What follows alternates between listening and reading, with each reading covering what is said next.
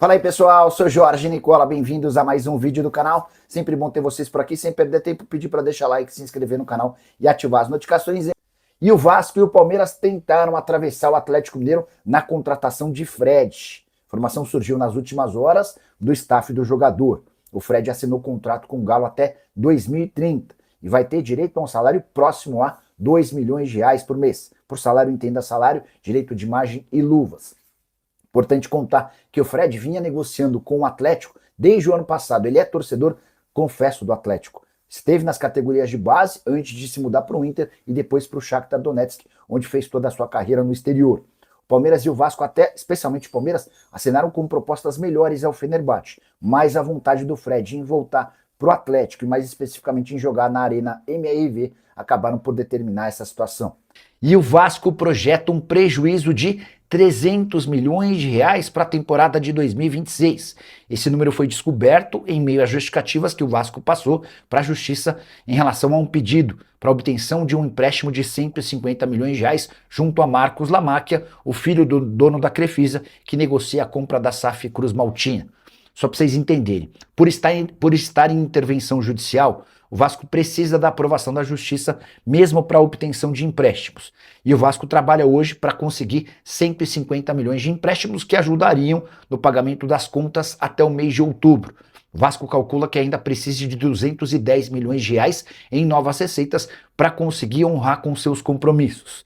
Também, de acordo com esse documento enviado à Justiça, o caixa do Vasco se esgota em 20 de agosto. A projeção é de uma arrecadação para a temporada de R$500 milhões, só que gastos de R$800 milhões, até por isso esse déficit de R$300 milhões. Só para completar, registrar que o Vasco, enfim, pôde apresentar de forma oficial Colídio, atacante contratado do River e que vestiu a camisa 9, e Sosa, volante contratado do Racing e que apareceu com a camisa 5, excelentes reforços, que se juntam ao time de Pedro Emanuel para a partida de domingo contra o Santos em São Januário, partida decisiva entre os dois times que brigam contra o rebaixamento. Informação importante sobre Everton Cebolinha, o atacante que ainda não completou 12 jogos no Campeonato Brasileiro, teve um resfriado conveniente. Por que eu estou dizendo isso? Cebolinha não tem sido utilizado nas últimas partidas do Flamengo. Dessa maneira, se mantém com 10 jogos no Campeonato Nacional, que lhe permitem atuar por um outro rival da Série A. Você sabe, né? Um atleta que fez até 12 jogos no Brasileirão ainda pode se mudar para outro clube. Fez a 13ª partida e isso está impossibilitado. O Cebolinha não disputou os 2 últimos jogos, contra a Vitória e também contra o Cruzeiro, e também deve ficar de fora diante do Mirassol. Um quadro gripal o impediu de treinar ao longo da semana. Cebolinha que não joga desde 26 de junho, no empate em 1-1 do Flamengo contra o São Paulo. Na oportunidade foram 13 minutos em campo. É importante registrar ainda que o Cebolinha tem hoje como seu grande problema a questão salarial. Ele tem contrato com o Flamengo até dezembro e para sair agora haveria necessidade de uma compensação financeira para o Fla. Para o Cebolinha talvez seja mais negócio esperar até dezembro, porque em vez de o Flamengo receber essa compensação financeira, quem ganha o dinheiro é o Cebolinha. O problema é que ele ganha R$1,5 milhão por mês hoje e o Cebolinha ainda quer uma compensação, um pagamento de luvas, que levariam esse custo para mais de R$2 milhões mensais. Temporada de 23 jogos, 3 gols e uma assistência. A pergunta que eu deixo para você: Cebolinha vale R$2 milhões por mês? Se você fosse o dirigente do seu time do coração e pudesse contratar o Cebolinha de graça, até quanto você toparia gastar? Já usa o espaço para comentário e registra a sua opinião, beleza? Bom, meu amigo, tivemos hoje a apresentação oficial de reforço, né? Colídio e Sosa concederam entrevista coletiva, né? Falaram ali com a imprensa como jogadores do Vasco da Gama. Colídio vestiu a camisa 9 do Gigante da Colina e Sosa vestiu a camisa de número 5 do Gigante da Colina. Eles conversaram ali com a imprensa, foram apresentados de forma oficial e estão à disposição para o jogo de domingo, tá? Já estão inscritos e estão à disposição para a partida de domingo contra a equipe do Santos. Os dois já estão no bid da CBF. A tendência é que os dois sejam relacionados, né, para esse jogo. Se começa jogando ou não, isso aí vai depender do técnico português Pedro Emanuel. O Sosa e o Colídio se mostraram ali bastante entusiasmados, né, bastante empolgados aí com essa possibilidade de vestir a camisa do Vasco da Gama. Falaram dessa expectativa, falaram, né, que conhecem a história do Vasco, que estão, enfim, ansiosos para para jogarem, né, em São Januário, para ter o primeiro contato ali com o torcedor. Disseram até que já foram a jogos do Vasco, né, depois da negociação sacramentada, estiveram ontem em São Januário, viram ali a torcida, enfim, agora é ansiedade para estrear. E a estreia deve acontecer no domingo contra o Santos. Jogo de vida ou morte, né, em São Januário, confronto direto contra o rebaixamento. Vasco e Santos aí desesperados ali na parte de baixo. Quem perder esse jogo aí vai ficar numa situação muitíssimo complicada, né? Jogo de vida ou morte aí para ambas as equipes, e o Vasco deve ter a estreia aí de Colídio e de Sousa. Mas agora, vamos falar aqui sobre mercado da bola, meu grande amigo. Vamos falar sobre mercado da bola e vamos falar sobre um jogador que deixou o Vasco da Gama, negócio fechado. O volante JP foi negociado em definitivo com o Casa Pia de Portugal, e o Vasco manteve ali uma condição importante nesse acordo, tá? Uma cláusula importante, informação do amigo Lucas Moretti. No contrato, existe ali uma cláusula para o Vasco recontratar o jogador gratuitamente no meio de 2027.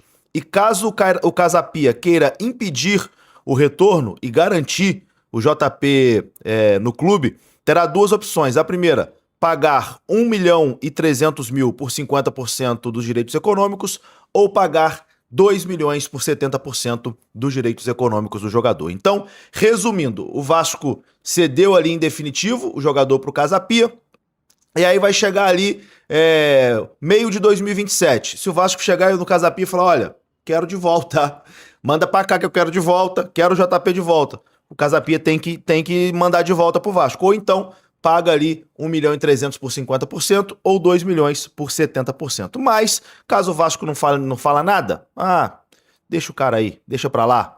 Enfim, aí o JP fica lá de graça, beleza? Dessa forma, o Vasco poderá acompanhar ali o desenvolvimento do jogador em Portugal e decidir em 2027 se deseja ter ele no elenco ou não. JP, em definitivo, negócio fechado, martelo batido no Casa Pia de Portugal.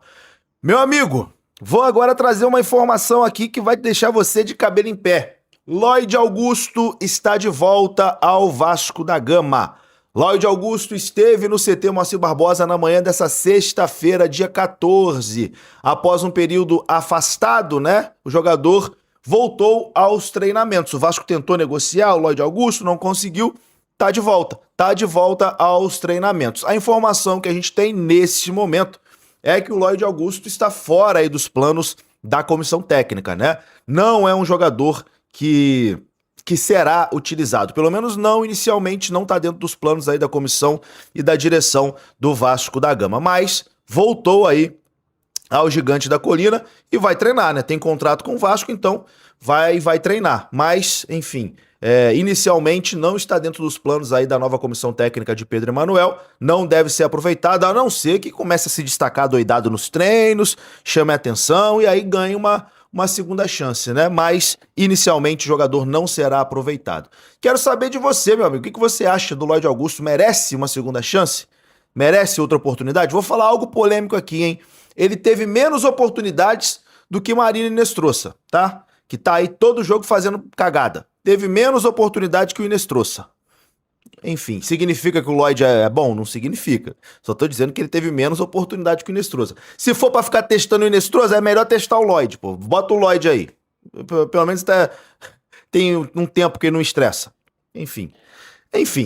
É isso, meu amigo. Lloyd Augusto de volta aí aos treinamentos no Vasco da Gama. Agora, para encerrar esse vídeo aqui, vamos falar sobre proposta. O Vasco fez mais uma proposta pelo atacante equatoriano John Mercado. O Vasco fez uma proposta de 8 milhões de euros pelo jogador, que dá aproximadamente 48 milhões e meio de reais. O Sparta Praga, clube do jogador, pede 10 milhões de euros pelo atleta, 60 milhões de reais, para vender o atacante equatoriano em definitivo.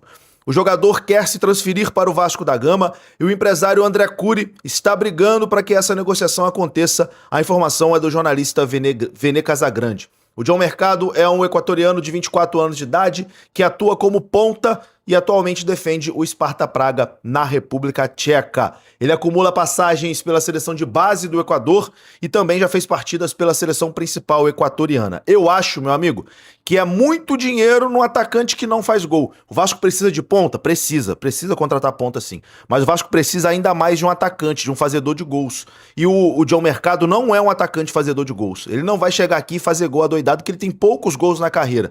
Então acho que é muito dinheiro numa posição que nesse momento não é prioridade no Vasco. A prioridade tem que ser um centroavante, um camisa 9, que vai chegar e fazer gols. É isso que a gente precisa mais do que nunca. Vou ficando por aqui, meu amigo. Gostou do vídeo? Deixa o like, que é muito importante. Se inscreva. Saudações. Até a próxima. Fui!